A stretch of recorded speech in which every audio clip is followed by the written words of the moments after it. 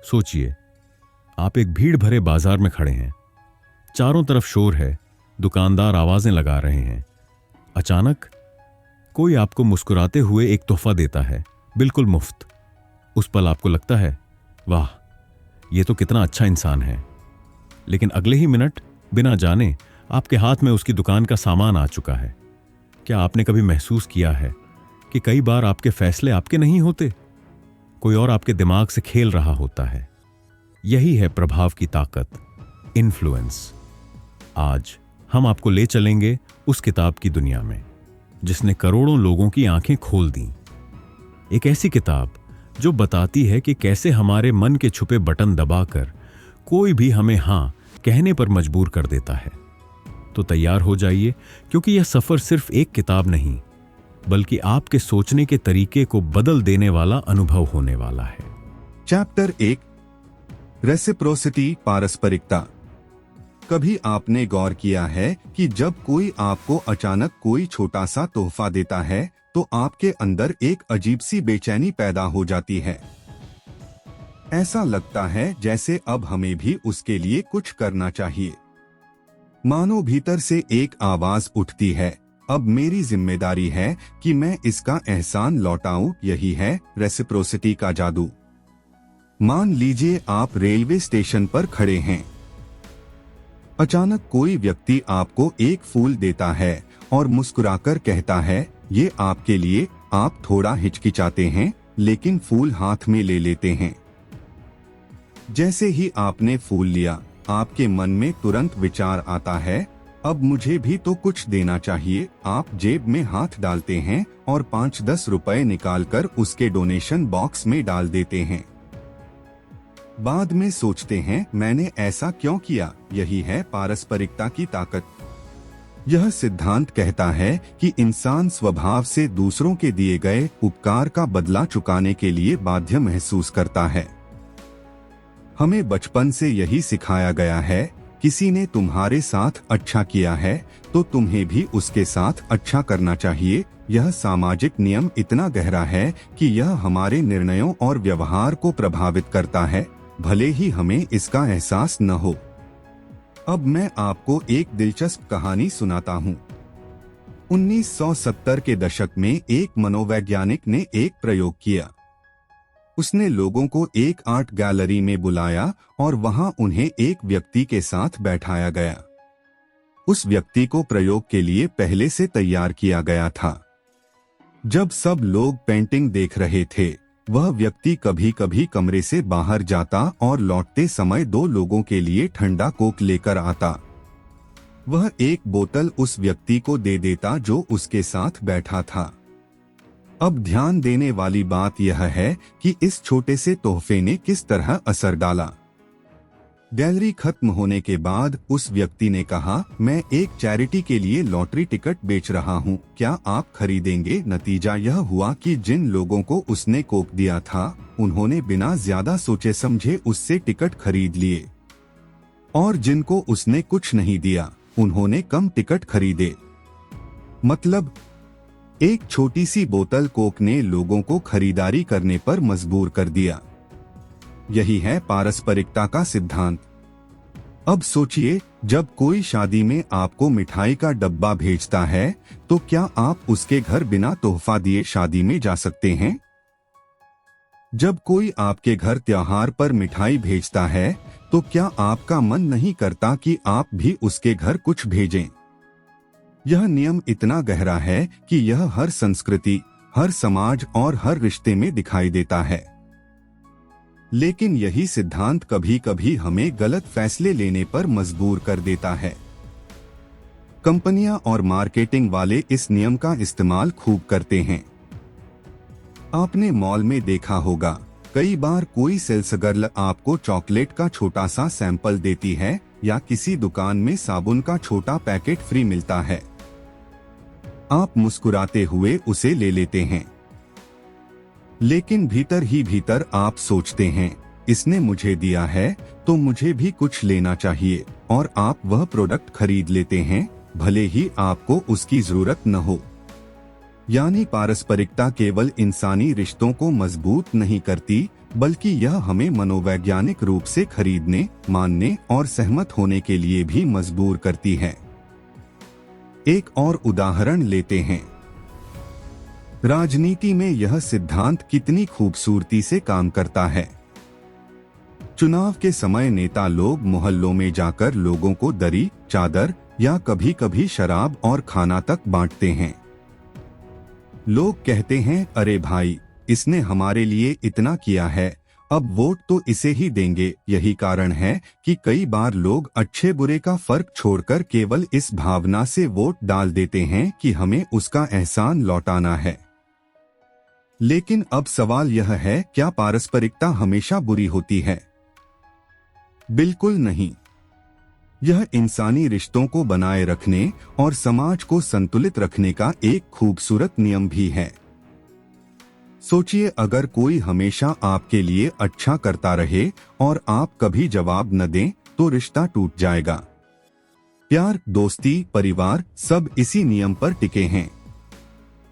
माँ बाप बच्चों के लिए बलिदान करते हैं और बच्चे बड़े होकर उनका ख्याल रखते हैं। दोस्त एक दूसरे के लिए मदद करते हैं और बदले में साथ निभाते हैं। तो असली समझदारी यह है कि हम इस नियम को पहचानें और समझें कि कब यह हमें नियंत्रित कर रहा है। अब चलिए इसे और गहराई से समझते हैं। मान लीजिए आप एक दोस्त के साथ कैफे जाते हैं। वह कहता है, आज की कॉफी मेरी तरफ से। आप खुशी खुशी मान जाते हैं।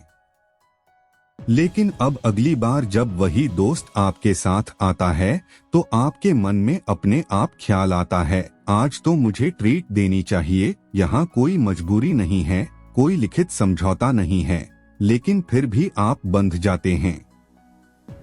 यही है पारस्परिकता का जादू। मगर यही जादू कभी कभी धोखा बन सकता है। सोचिए, आप ऑफिस में हैं और आपका सहकर्मी अचानक आपकी मदद करता है।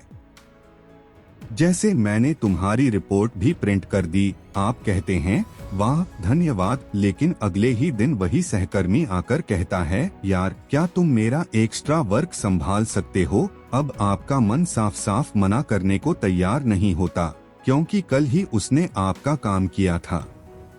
यही कारण है कि पारस्परिकता का सिद्धांत कई बार हमें मजबूर कर देता है ऐसे फैसले लेने के लिए जो हम सामान्य हालात में नहीं लेते। तो सवाल उठता है, इस नियम से बचे कैसे? सबसे पहला कदम है जागरूकता। जब भी कोई आपको कुछ देता है, तुरंत अपने मन को परखें। खुद से पूछें, क्या मैं सच में इसे चाहता था या यह मुझे बांधने का तरीका है? दूसरा कदम है कृतज्ञता और विवेक में फर्क करना। किसी ने आपको अच्छा दिया, धन्यवाद देना जरूरी है, लेकिन इसके बदले में कोई बड़ा निर्णय लेना, खासकर जब वह आपके हित में न हो, यह समझदारी नहीं है। और तीसरा कदम है अपनी ओर से भी पारस्परिकता का इस्तेमाल करें, लेकिन ईमानदारी से। अगर आप रिश्ते मजबूत बनाना चाहते हैं, तो दूसरों के लिए छोटी छोटी चीजें करें। मदद करें, तोहफे दें, प्यार जताएं। इससे सामने वाला स्वाभाविक रूप से आपके प्रति जुड़ाव महसूस करेगा। अंत में आइए इस अध्याय से कुछ एक्शन पॉइंट्स निकालते हैं। जब भी कोई आपको कुछ देता है, तुरंत निर्णय न लें। पहले सोचें, क्या यह सच में मेरे लिए उपयोगी है या मुझे फंसाने का तरीका? यदि कोई व्यक्ति एहसान का इस्तेमाल करके आपको मजबूर कर रहा है, तो विनम्रता से न कहना सीखें। खुद भी इस सिद्धांत का सकारात्मक इस्तेमाल करें। दूसरों के लिए छोटी छोटी मदद करें, प्यार जताएं, इससे रिश्ते मजबूत होंगे। हमेशा याद रखें, पारस्परिकता इंसानियत की खूबसूरती है, लेकिन यह तभी तक अच्छी है जब तक यह आपकी स्वतंत्रता और विवेक को न छीन ले। यह था रेसिप्रोसिटी, पारस्परिकता का सिद्धांत, जो हमें यह सिखाता है कि इंसानी रिश्तों की नींव तो इस पर टिकी है, लेकिन समझदारी इसी में है कि हम इसे सही जगह इस्तेमाल करें और गलत जगह पहचान कर बचें। चैप्टर 2, कमिटमेंट एंड कंसिस्टेंसी, प्रतिबद्धता और निरंतरता। क्या आपने कभी गौर किया है कि इंसान चाहे सही हो या गलत, लेकिन अगर उसने किसी चीज के लिए एक बार हाँ कह दी तो उसे पूरा करने के लिए जी जान लगा देता है। यह इंसान की सबसे बड़ी ताकत भी है और सबसे बड़ा जाल भी। यही है कमिटमेंट और कंसिस्टेंसी का नियम। सोचिए, अगर आप किसी बच्चे से कहते हैं, बेटा कल सुबह जल्दी उठना और पार्क में आना, बच्चा कह देता है, हाँ आऊंगा। अब अगले दिन जब उसकी आंख खुलती है तो उसे आलस आता है, लेकिन भीतर से आवाज उठती है, मैंने तो कहा था कि जाऊंगा, अब जाना ही पड़ेगा। यही है इंसान की प्रतिबद्धता का असर। कंसिस्टेंसी यानी निरंतरता हमारे दिमाग का एक गहरा नियम है। हम सब यह चाहते हैं कि हमारे शब्द और कर्म में फर्क न हो। अगर हम एक बार किसी के सामने कुछ कह देते हैं तो चाहे हालात बदल जाए, हम अपने उसी निर्णय पर टिके रहते हैं, क्योंकि हमें डर लगता है कि लोग हमें अस्थिर या झूठा न समझ लें। अब मैं आपको एक मशहूर प्रयोग की कहानी सुनाता हूँ। 1966 में अमेरिका में एक रिसर्च हुई। एक मोहल्ले में शोधकर्ताओं ने लोगों से कहा, क्या आप अपने घर के बाहर एक बहुत बड़ा बोर्ड लगा सकते हैं जिस पर लिखा है, ड्राइव केयरफुली, सावधानी से गाड़ी चलाएं। बोर्ड इतना बड़ा था कि पूरा घर खराब दिखने लगता।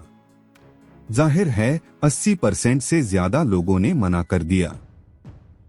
लेकिन दूसरी जगह उन्होंने वही संदेश एक छोटे से कागज पर लिखवाकर घर के खिड़की पर चिपकाने को कहा। लगभग सबने मान लिया। 2 हफ्ते बाद शोधकर्ताओं ने उन्हीं लोगों से कहा, क्या अब आप बड़ा बोर्ड लगाना चाहेंगे? इस बार चौंकाने वाली बात हुई, ज्यादातर लोगों ने हाँ कह दिया। क्यों? क्योंकि उन्होंने पहले से छोटा वादा किया था और अब उन्हें लगा कि निरंतरता बनाए रखने के लिए बड़ा कदम उठाना चाहिए। यही है कमिटमेंट और कंसिस्टेंसी का जादू। अब सोचिए, यह नियम हमारी रोजमर्रा की जिंदगी में कैसे काम करता है। मान लीजिए एक दुकान वाला आपको कहता है, भाई साहब आप बस एक बार हमारा प्रोडक्ट ट्राई कर लीजिए, अगर अच्छा लगे तो आगे से खरीदते रहना। आप सोचते हैं, ठीक है एक बार ट्राई कर लेते हैं, लेकिन अगली बार जब आप खरीदारी करने जाते हैं तो आपके भीतर एक आवाज उठती है, मैंने तो हाँ कहा था, अब बदलना ठीक नहीं लगेगा, और आप बार बार उसी दुकान से खरीदते रहते हैं। इसी तरह रिश्तों में भी यह नियम गहराई से काम करता है। जब 2 लोग शादी करते हैं तो वे कहते हैं, मैं हमेशा तुम्हारे साथ रहूंगा। यह वादा इतना गहरा असर डालता है कि सालों बाद जब रिश्ते में मुश्किलें आती हैं, तब भी लोग टूटे नहीं रहते, सिर्फ इसलिए कि उन्होंने कभी वादा किया था। लेकिन यही नियम कई बार हमें गलत फैसले लेने पर मजबूर कर देता है। एक उदाहरण लीजिए चुनावों का। कई बार लोग किसी नेता को पहली बार वोट देते हैं क्योंकि उन्हें लगता है कि शायद यह अच्छा होगा, लेकिन एक बार वोट देने के बाद वे मन ही मन कहते हैं, मैंने इसे चुना था, अब मुझे इसे ही सपोर्ट करना चाहिए, चाहे वह नेता बाद में गलत भी निकले। लेकिन कंसिस्टेंसी का दबाव उन्हें उसी के साथ बनाए रखता है। यही कारण है कि सेल्स और मार्केटिंग वाले इस नियम का खूब फायदा उठाते हैं। सोचिए, जब कोई सेल्समैन आपसे कहता है, क्या आप चाहते हैं कि आपके बच्चों का भविष्य सुरक्षित हो? आप तुरंत कहते हैं, हाँ जाहिर है। फिर वह कहता है, तो क्या आप मानते हैं कि थोड़ी सी बचत करके आप उन्हें बेहतर बना सकते हैं? आप कहते हैं, हाँ। और फिर वह कहता है, तो क्यों न आप यह इंश्योरेंस पॉलिसी ले लें? अब आपके पास मना करने का मौका नहीं होता, क्योंकि आपने पहले ही बार बार हाँ कहा था। आप कंसिस्टेंसी बनाए रखने के लिए हाँ कर देते हैं। अब एक और दिलचस्प किस्सा। वियतनाम युद्ध के दौरान अमेरिकी सैनिक कैद कर लिए गए थे। कैंप में कैदियों से पूछताछ करने वाले लोग उनसे एक छोटी सी बात मनवाते थे, जैसे अमेरिका परफेक्ट नहीं है। पहले सैनिक कहते, हाँ इसमें कुछ कमी है, फिर उनसे कहते, ठीक है इसे लिखकर दिखाओ, और धीरे धीरे उनसे बड़े बड़े बयानों पर हस्ताक्षर करवाने लगे। सैनिकों को लगता था कि उन्होंने तो पहले ही मान लिया था कि अमेरिका परफेक्ट नहीं है, तो अब वे कंसिस्टेंसी के दबाव में आकर और बड़े समझौते करने लगे। यही कारण है कि कई अमेरिकी सैनिक धीरे धीरे अपने ही देश के खिलाफ बयान देने लगे। यानी कमिटमेंट और कंसिस्टेंसी इतना शक्तिशाली है कि यह इंसान की सोच और विश्वास को बदल सकता है। अब बात करते हैं कि यह हमारे लिए कैसे फायदेमंद हो सकता है। अगर आप किसी लक्ष्य को पाना चाहते हैं, जैसे वजन कम करना, पढ़ाई पूरी करना, बिजनेस बनाना, तो सबसे पहला कदम है खुद से पब्लिक कमिटमेंट करना।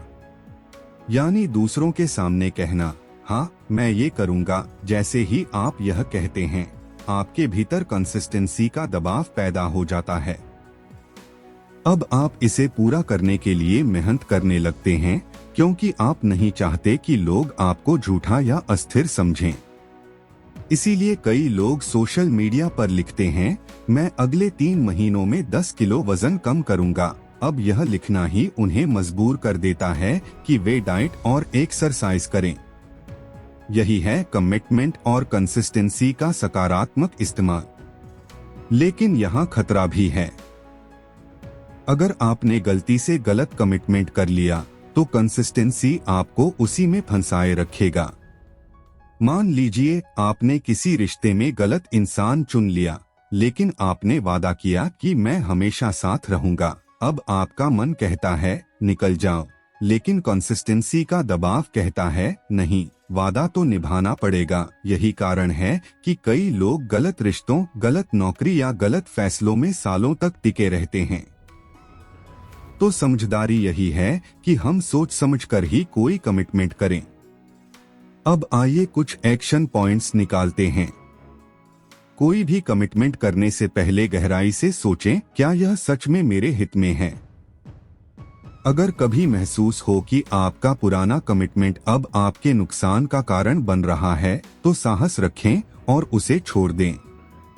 अपने लक्ष्यों के लिए पब्लिक कमिटमेंट करें। इससे कंसिस्टेंसी का दबाव आपको सही दिशा में ले जाएगा। दूसरों के छोटे छोटे हाँ को पहचानें। अगर कोई व्यक्ति बार बार आपके सवालों पर हाँ कह रहा है, तो जान लीजिए कि अब वह बड़ा फैसला करने के लिए भी तैयार होगा।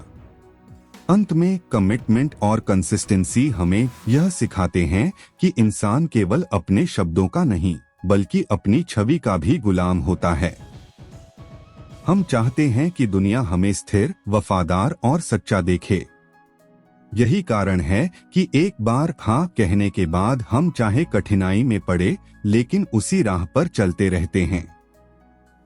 असल बुद्धिमानी यह है कि इस नियम को पहचानें और समझें कि कब इसका इस्तेमाल हमें आगे बढ़ा रहा है और कब यह हमें बांध रहा है।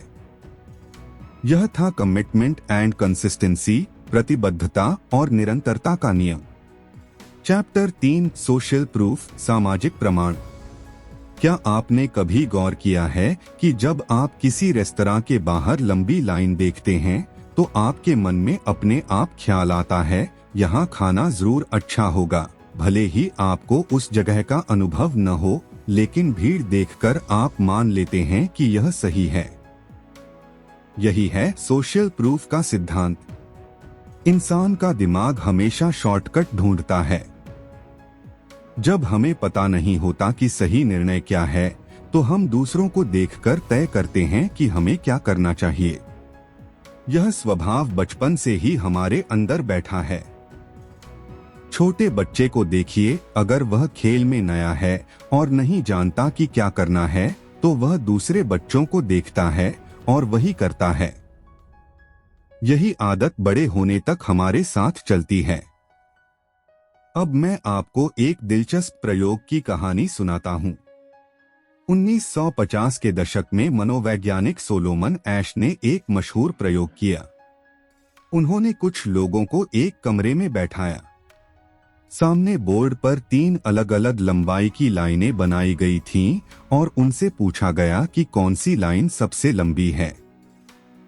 यह सवाल इतना आसान था कि बच्चा भी जवाब दे सकता था। लेकिन कमरे में बैठे ज्यादातर लोग पहले से प्रयोग का हिस्सा थे। उन्हें निर्देश था कि जानबूझकर गलत जवाब देना है। असली प्रतिभागी अकेला था। उसने जब दूसरों को गलत जवाब देते सुना तो वह हिचकिचाया। कई बार उसने सही जवाब दिया, लेकिन कई बार उसने भी वही गलत जवाब चुना जो सब दे रहे थे। मतलब, जब हम अकेले होते हैं तो हमें सही गलत साफ दिखाई देता है, लेकिन जब हम दूसरों को किसी फैसले पर सहमत देखते हैं तो हम भी उसी के साथ बह जाते हैं। यही है सोशल प्रूफ। अब सोचिए, यह हमारे जीवन में कितनी बार होता है। आपने देखा होगा, YouTube पर अगर किसी वीडियो पर लाखों व्यूज और हजारों लाइक्स हों तो हम मान लेते हैं कि यह अच्छा होगा। हम बिना सोचे समझे क्लिक कर देते हैं। वहीं अगर किसी वीडियो पर सिर्फ 100-200 व्यूज हों तो हम सोचते हैं शायद ये उतना अच्छा नहीं होगा, जबकि असलियत हो सकता है बिल्कुल उल्टी हो। या फिर आप बाजार में जाते हैं और देखते हैं कि एक दुकान पर भीड़ लगी हुई है और दूसरी दुकान खाली है, तो आप भीड़ वाली दुकान में जाना पसंद करते हैं, क्योंकि आपका दिमाग कहता है इतने लोग यहाँ आए हैं तो कुछ तो अच्छा होगा। यह नियम हमारे रिश्तों में भी गहराई से काम करता है। मान लीजिए कोई नया व्यक्ति आपके ऑफिस में आता है। आपको पता नहीं कि वह कैसा है, लेकिन अगर आप देखते हैं कि बाकी सभी लोग उसकी तारीफ कर रहे हैं तो आप भी मान लेते हैं कि वह अच्छा है। इसके उलट अगर सब लोग उसे नापसंद करते हैं तो आप भी दूरी बनाने लगते हैं। इसीलिए सोशल प्रूफ हमारे विचारों और निर्णयों पर गहरा असर डालता है। अब सोचिए, मार्केटिंग और बिजनेस वाले इस सिद्धांत का कैसे इस्तेमाल करते हैं।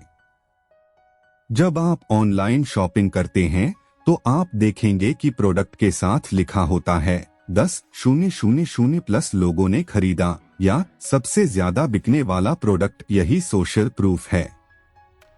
आप सोचते हैं इतने लोग खरीद रहे हैं तो मुझे भी खरीदना चाहिए। या फिर रेस्टोरेंट के बाहर बोर्ड लिखा होता है सबसे पसंदीदा डिश, आप उसी को ऑर्डर करते हैं क्योंकि आपको लगता है कि बाकी लोग गलत नहीं हो सकते। राजनीति में भी यही नियम काम करता है। चुनाव के समय जब लोग देखते हैं कि एक पार्टी की रैलियों में भीड़ है तो वे सोचते हैं इस पार्टी को सब सपोर्ट कर रहे हैं तो शायद यही सही होगी। यही कारण है कि भीड़ का प्रदर्शन करना राजनीति का सबसे बड़ा हथियार है। लेकिन यहाँ एक सवाल उठता है, क्या सोशल प्रूफ हमेशा सही होता है? नहीं, भीड़ हमेशा सही नहीं होती। कई बार लोग भीड़ का हिस्सा बनकर गलत फैसले ले लेते हैं। इतिहास में कई उदाहरण हैं जब भीड़ ने हिंसा की, निर्दोषों को सजा दी या गलत नेताओं का चुनाव किया। सोचिए, अगर भीड़ किसी अफवाह पर यकीन करके हमला कर दे तो क्या वह सच होता है? बिल्कुल नहीं।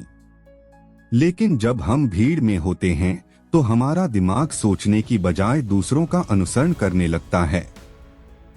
यही कारण है कि सोशल प्रूफ खतरनाक भी हो सकता है। एक और उदाहरण लेते हैं। कई बार सड़क पर कोई दुर्घटना होती है और घायल व्यक्ति मदद के लिए पड़ा होता है, लेकिन आसपास भीड़ खड़ी होती है और कोई मदद नहीं करता। क्यों? क्योंकि हर कोई देख रहा होता है कि बाकी लोग क्या कर रहे हैं।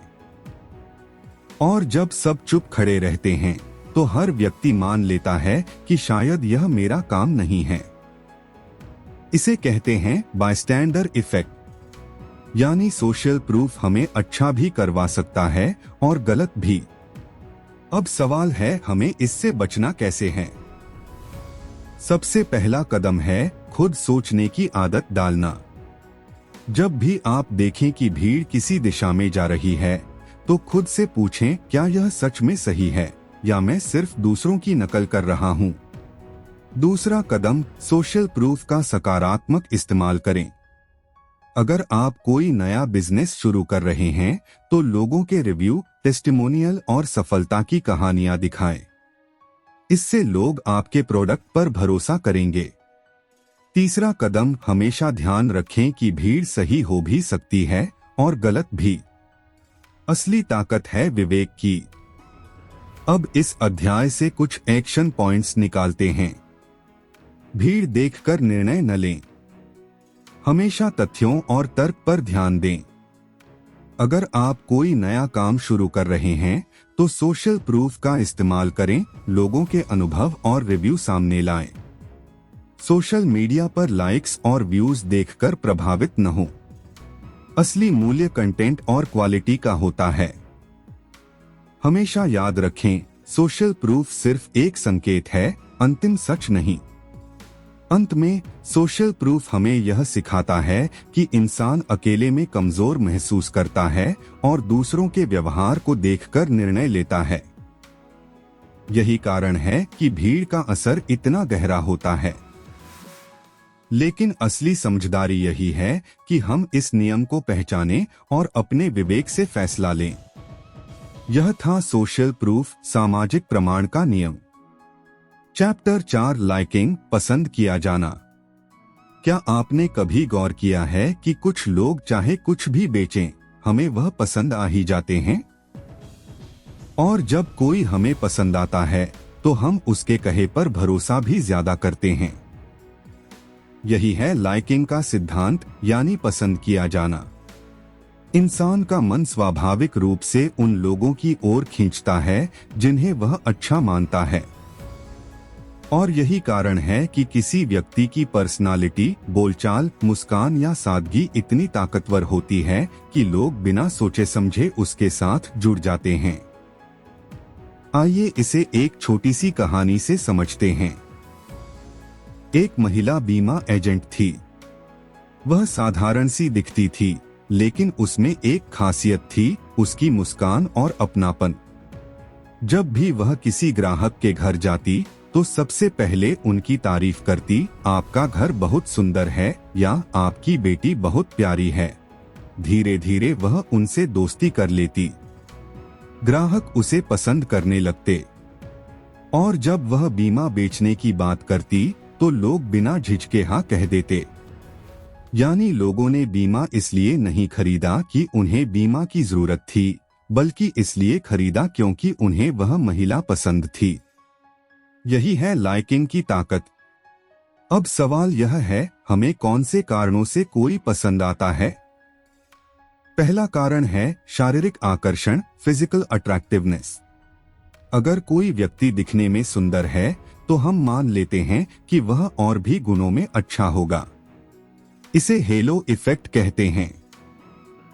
यही कारण है कि फिल्मों, विज्ञापनों और कंपनियों में खूबसूरत चेहरों को आगे रखा जाता है।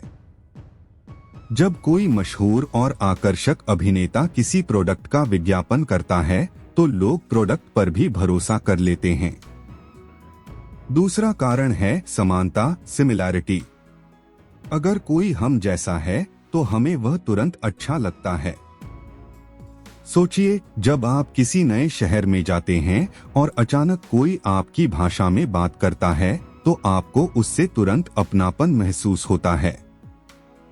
या जब आपको पता चलता है कि कोई आपके ही कॉलेज या गांव से है तो रिश्ता गहरा हो जाता है।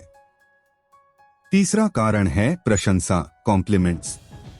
लोग उन लोगों को पसंद करते हैं जो उनकी तारीफ करते हैं। सोचिए, जब कोई कहता है आप बहुत समझदार हैं या आपका काम शानदार है तो आपके भीतर उसके लिए सकारात्मक भावनाएं पैदा हो जाती हैं। भले ही तारीफ सच हो या न हो, लेकिन यह असर डालती है। चौथा कारण है सहयोग और संपर्क, कोऑपरेशन एंड कॉन्टैक्ट। अगर कोई व्यक्ति आपके साथ मिलकर काम करता है या मुश्किल वक्त में आपके साथ खड़ा रहता है तो आप उसे पसंद करने लगते हैं। यही कारण है कि सेना में लड़ने वाले साथी हमेशा जीवन भर दोस्त बने रहते हैं, क्योंकि उन्होंने साथ मिलकर कठिनाइयों का सामना किया होता है। पांचवा कारण है परिचय, फैमिलियरिटी। किसी को बार बार देखने से भी हमें वह अच्छा लगने लगता है।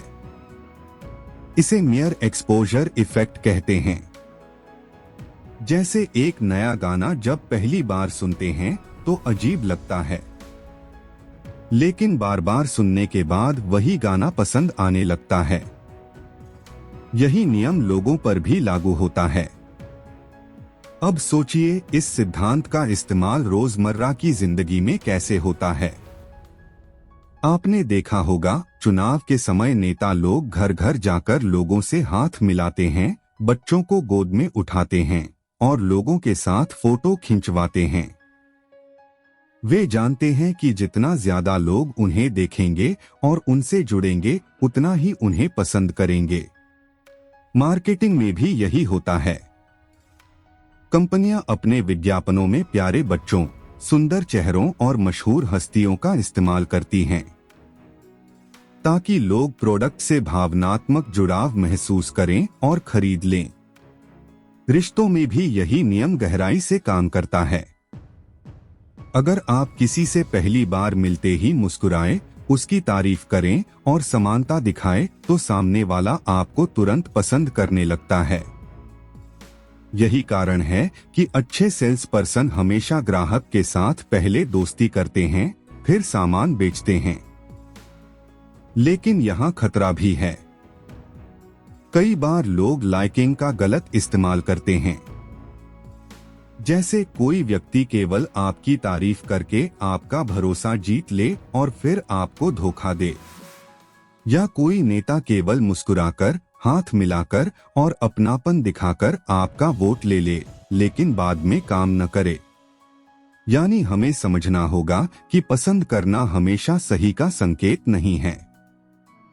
कई बार हम सिर्फ चेहरे, बोलचाल या तारीफ के जादू में आकर गलत निर्णय ले लेते हैं। तो अब सवाल है, इस सिद्धांत को समझदारी से कैसे इस्तेमाल करें? सबसे पहले खुद को इस जाल से बचाएं। जब भी कोई आपको बहुत ज्यादा पसंद आने लगे, तो खुद से पूछें, क्या मैं इसे इसकी योग्यता और सच्चाई के कारण पसंद कर रहा हूं, या सिर्फ इसके व्यक्तित्व और बातों के कारण? दूसरा, इसे सकारात्मक रूप से इस्तेमाल करें।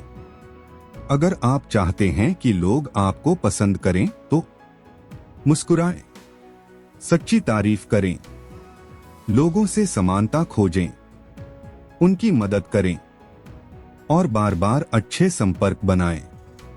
तीसरा, ध्यान रखें कि पसंद किया जाना बहुत ताकतवर हथियार है। इसका इस्तेमाल रिश्तों को गहरा बनाने और लोगों का भरोसा जीतने के लिए करें, लेकिन कभी इसका गलत फायदा न उठाएं। अब इस अध्याय से कुछ एक्शन पॉइंट्स निकालते हैं। मुस्कान और सकारात्मकता को अपनी आदत बनाइए। लोग आपको तुरंत पसंद करने लगेंगे। हमेशा सच्ची और दिल से तारीफ कीजिए। झूठी तारीफ लंबे समय तक असरदार नहीं रहती। लोगों से समानता खोजिए, चाहे भाषा, जगह या अनुभव हो। बार बार संपर्क बनाएं। जितना लोग आपको देखेंगे और जानेंगे, उतना ही आपको पसंद करेंगे। जब कोई आपको पसंद आए, तो केवल भावनाओं के बजाय तर्क और तथ्य से निर्णय लीजिए। अंत में, लाइकिंग हमें यह सिखाता है कि इंसान केवल तर्क से नहीं, बल्कि भावनाओं से भी फैसले लेता है। अगर हमें कोई अच्छा लगता है, तो हम उसकी बात मान लेते हैं, भले ही वह बात सही हो या गलत। लेकिन असली समझदारी यह है कि हम इस सिद्धांत को पहचानें, अपने रिश्तों को बेहतर बनाने के लिए इस्तेमाल करें और दूसरों के जाल में फंसने से बचें। यह था लाइकिंग, पसंद किया जाने का नियम। चैप्टर 5, अथॉरिटी, प्राधिकरण। कल्पना कीजिए, आप किसी भीड़भाड़ वाली सड़क पर चल रहे हैं। अचानक कोई व्यक्ति सफेद कोट पहनकर, गले में स्टेथोस्कोप डालकर आपके पास आता है और कहता है, आपको तुरंत यह दवा लेनी चाहिए, वरना तबीयत बिगड़ सकती है। आप बिना सोचे समझे उस पर भरोसा कर लेंगे। क्यों? क्योंकि उसने कुछ ऐसा पहन रखा है जो डॉक्टर जैसा दिखता है। आपको यह भी नहीं पता कि वह असली डॉक्टर है या नहीं, फिर भी आपका दिमाग उसके शब्दों को सच मान लेता है। यही है प्राधिकरण अथॉरिटी की असली ताकत। इन्फ्लुएंस द साइकोलॉजी ऑफ परसुएजन के लेखक रॉबर्ट सियल्डनी बताते हैं कि इंसान के मन में बचपन से ही एक प्रोग्रामिंग होती है। हम उन लोगों की बातों को सच मानते हैं जिन्हें हम अधिकारी, विशेषज्ञ या सत्ताधारी मानते हैं। और यह प्रोग्रामिंग इतनी गहरी होती है कि कई बार हम खुद के तर्कों को भी अनदेखा कर देते हैं। इसका एक बेहद प्रसिद्ध उदाहरण है 1960 के दशक में किया गया मिलग्राम एक्सपेरिमेंट। इसमें आम लोगों को यह कहकर बुलाया गया कि वे एक वैज्ञानिक प्रयोग में हिस्सा लें। उन्हें कहा गया कि वे एक व्यक्ति को सवाल पूछें और गलत उत्तर पर बिजली का झटका दें। धीरे धीरे झटकों की तीव्रता बढ़ाई जाती गई। हैरानी की बात यह थी कि लगभग 65% प्रतिभागियों ने आदेश मानते हुए घातक स्तर तक झटके दिए, जबकि वे जानते थे कि सामने वाला इंसान तकलीफ में है। उन्होंने यह सब केवल इसलिए किया क्योंकि आदेश देने वाला व्यक्ति लैब कोट में था और वैज्ञानिक जैसा दिख रहा था। यह कहानी हमें दिखाती है कि प्राधिकरण हमारे निर्णयों को कितना प्रभावित कर सकता है। जब कोई व्यक्ति हमें यह महसूस कराता है कि वह विशेषज्ञ है, तब हम अपने निर्णय उस पर छोड़ देते हैं। यही कारण है कि विज्ञापनों में डॉक्टर, वैज्ञानिक, प्रोफेसर या मशहूर हस्तियों को उत्पाद बेचने के लिए दिखाया जाता है। अब सोचिए, जब किसी कंपनी का सीईओ कहता है, हमारा उत्पाद सबसे बेहतर है, तो लोग उस पर भरोसा करते हैं। जब किसी प्रसिद्ध अर्थशास्त्री की राय आती है, तो शेयर बाजार प्रभावित होता है। जब किसी अनुभवी गुरु के शब्द सुनाई देते हैं, तो लाखों लोग दिशा बदल देते हैं। यह सब इसलिए नहीं कि वे हमेशा सही होते हैं, बल्कि इसलिए कि उनका प्राधिकरण हमारे निर्णयों पर भारी पड़ता है। लेकिन इसका दूसरा पहलू भी है। कई बार गलत लोग भी प्राधिकरण का मुखौटा पहनकर हमें धोखा दे सकते हैं। उदाहरण के लिए, कई बार नकली डॉक्टर लोगों को गलत इलाज देकर पैसा ठग लेते हैं। कई बार गुरु बनकर लोग अनुयायियों का शोषण करते हैं। इसलिए सिर्फ प्राधिकरण देखकर आंख मूंदकर विश्वास करना भी खतरनाक हो सकता है। इसलिए असली बुद्धिमानी यह है कि हम प्राधिकरण को पहचानें, उसका सम्मान करें, लेकिन अंधविश्वास न करें। अगर कोई विशेषज्ञ सलाह दे रहा है तो उसे सुनें, पर अपने तर्क से भी जांचें। अगर कोई अधिकारी आदेश दे रहा है तो उसके पीछे का कारण समझें। अब आइए इसे अपने जीवन में लागू करने के लिए कुछ शक्तिशाली कदम समझते हैं। अपनी विशेषज्ञता दिखाएं। अगर आप चाहते हैं कि लोग आपकी बात सुनें, तो अपनी योग्यता और अनुभव को सामने रखें। जब लोग आपको एक जानकार व्यक्ति के रूप में देखते हैं, तो वे आपके विचारों को गंभीरता से लेते हैं। प्रमाण पेश करें। अपने दावों के पीछे तथ्यों, आंकड़ों और प्रमाणों का उपयोग करें। यह आपकी विश्वसनीयता को बढ़ाता है।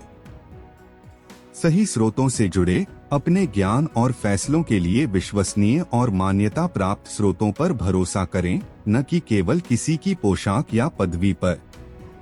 सवाल पूछने की आदत डालें। किसी भी प्राधिकरण से आई जानकारी पर आंख मूंदकर विश्वास न करें। सवाल करें, तर्क करें और फिर निर्णय लें। अंततः प्राधिकरण एक ऐसी ताकत है जो लोगों के निर्णय, विचार और व्यवहार को गहराई से प्रभावित करती है। अगर आप इसे समझ लेते हैं और सही ढंग से इस्तेमाल करते हैं, तो आप न केवल दूसरों को प्रभावित कर पाएंगे, बल्कि खुद को भी धोखे से बचा पाएंगे। अब सोचिए, अगली बार जब आप किसी विशेषज्ञ की सलाह सुने, क्या आप सिर्फ उसकी पोशाक और पदवी देखकर मान जाएंगे, या फिर खुद सोचकर फैसला लेंगे?